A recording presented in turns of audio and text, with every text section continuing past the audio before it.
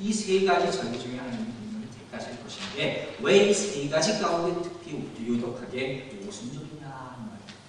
이것을 알기 위해서 이 절기의 내용을 조금 깊이 비교해 볼 필요가 있습니다. 여러분 다시 한번 6월절로 돌아갑니다. 6월절의 의미는 뭐라고 했어요? 이스라엘 백성들이 출애굽한 것을 기념하는 거예요. 6월 패스오브 넘어갔다는 단어 월당한다는 말 있지 않습니까? 이게 6월절이에요. 이스라엘 백성들이 애굽에서 탈출을 하지 않습니다. 근데 바로가 말을 들어주지 않아요. 결국 하나님께서 10가지 재앙을 내리셨습니다. 마지막에 자녀를 다 죽여버리는 엄청난 사건이 벌어집니다.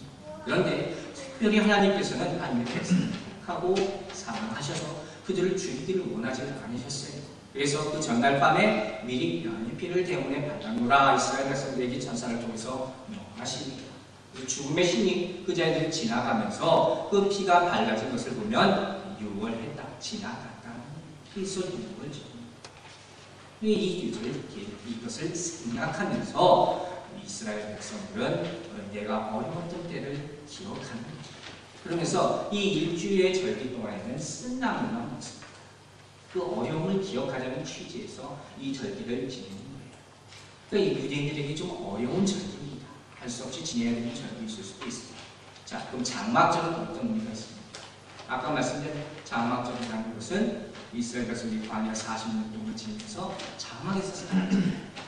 그것을 그때 좀 쉬웠겠습니까? 힘들었죠.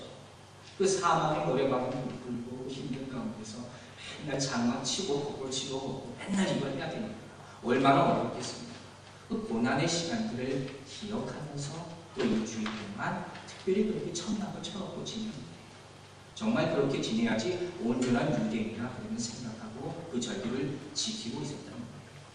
이렇게 생각해보면 6월절과 장막절은 둘 다 굉장히 힘든 절기입니다. 지키기가 어려운 거예요. 그래서 과거에 어려웠던 것을 생각하게 만드는 거예요.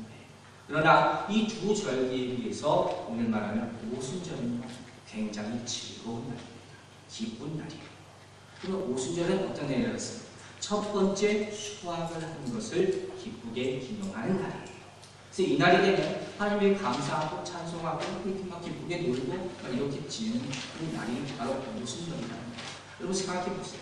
이스라엘 백성들이 광야에서 생활하는데 뭘 먹었습니까? 먹었던 분 만나를 먹었죠. 또 메추라기 먹었죠. 근데 여러분 그 만나 우리가 생각하기로는 뭐 신앙적인 의미로 봤을 때 굉장히 좋은 거죠. 알아서 먹을 걸 탁탁 주십니다. 근데 이걸 40년 동안 어떻게 생각해 보세요? 여러분 거의 뭡니다. 그렇지 않습니까? 맨날 똑같은 것만 먹었죠. 그리고 처음에 미국 가서 공부하면서 닭튀김 주고 맨날 피자 주고 학교 막 맨날 카페테리아에서 맨날 주서 좋다고 했어요. 그래서 살도 조금 찌는 줄 알았어요. 근데 6개월이 지나니까 고추장이 먹고 싶어서 아주 사람이 그렇게 되는 거예요. 근데 몇십 년 동안 맨날 만나만 좋아하는 거예요. 그 정도에서 한두 번이었어요. 근데 이제 첫 번째 추수를 했어요. 제대로 된 보리를 추수를 하는 거예요. 제대로 된 밥을 먹는 거예요. 이게 얼마나 기쁜 일입니까? 이걸로 감사할 수 있는 거예요. 이 다른 절기와 구별되는 즐거운 날, 기쁜 날이라는 거예요. 여기에 첫 번째로 하나님께서 이 오순절을 택하신 의미가 있는 겁니다. 이스라엘 백성들은 이 오순절을 통해서 새로운 추수를 한 것을 감사하지 않습니다. 이것이 우리에게 의미가 있는 것은 이 광야와 같이 메말라진 우리 가슴 속에 성령의 영혼의 양식이 새롭게 주어진 것을 기념하기 위해서 이 오순절을 세우신 것이에요. 또 하나 오순절을 택하신 의미가 있습니다. 이 오순절이라는 것은요, 이스라엘 백성에게 율법이 주어진 날이에요. 즉 출애굽하고 50일 후에 하나님께서 모세를 통해서 시내산에서 십계명을 주시지 않습니까? 이것을 또 기념하는 의미가 오순절에 담겨져 있다는 겁니다. 그런데 이 의미가 우리에게는 어떻습니까? 이제는 과거의 생활은 다 청산하고 하나님의 성령의 역사를 받고 성령을 부어주심으로 말미암아 우리의 생활이, 우리 영적 생활이 새롭게 되는 의미를 가지고 있는 거예요. 그래서 또 오순절을 주님께서 택하신 것입니다. 마지막으로 또 한 가지 의미가 있어요. 이 오순절 날에는 많은 사람들이 모였습니다. 수많은 사람들이 모였어요. 먼저 유대인들이 모였겠죠.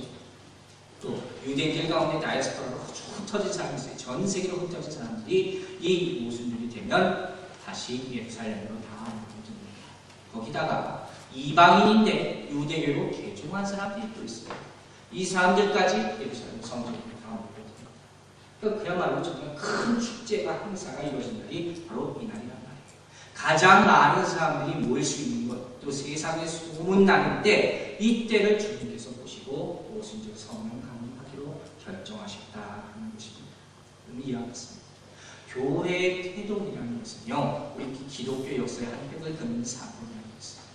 그뿐만 아니라 하나님에게도 너무도 중요한 때입니다. 왜냐하면 이제 예수님께서는 안 계시기 때문에, 이제 교회 시대가 시작되기 때문에 어떠한 교회를 어떻게 세우느냐가 하나님에게 너무도 중요한 일이기 때문입니다. 그래서 그 날을 택하신 분도 그냥 아무렇게나 정하신 것이 아니에요. 누구보다는 모든 사람이 항상 감사할 수 있는 날을 택하셨고, 또 가장 기쁜 날을 택하셨고, 한 사람이라도 그날의 성령의 체험을 받기를 원하셔서 너무 많은 사람이 모일 수 있는 날을 특별히 택하신 것입니다. 이것이 주님께서 오순절을 세우신 의미가 있다는 것입니다. 이것이 역사적인 오순절의 의미를 알 수 있는 거예요. 그러면 이제 오순절의 신학적인 의미를 잠시 살펴보도록 합니다. 왜 오순절인가를 이해하기 위해서는 반드시 우리가 짚고 넘어가야 할 사건이 진리가 하나 있는데, 그것이 무엇이냐? 바로 부활절과 오순절의 관계입니다. 여러분, 부활절과 오순절이 어떤 관계가 있을까요? 예수님이 부활하신 사건, 오순절 성령 강림 사건, 이 연결이 됩니다. 어떤 의미가 있을까요? 분명히 그런데 한 일직선상에 있다. 우리가 이렇게 연결이 됩니다. 왜 그렇습니까? 오순절, 부활절 없는 오순절은요, 그냥 환상적인 한 사건에 불과할 수 있어요. 그리고 오순절 없는 부활절은 그냥 역사적인 객관적인 하나의 사건에 불과할 수밖에 없어요. 이게 무슨 소리냐? 예수님께서 부활하셨습니다. 이건 엄청난 사건이에요. 천지가 개벽할 사건, 죽은 사람이 살아났습니다. 그리고 예수님이 부활하신 것을 목도한 사람이 굉장히 많아요. 그런데 문제는 뭐냐? 이 부활하신 사건 자체를 많은 사람들이 보고 신비롭게 여기기는 했지만 그 후에 삶의 변화가 나타난 게 없다는 거예요. 예수님께서 부활하셨다는 것은 엄청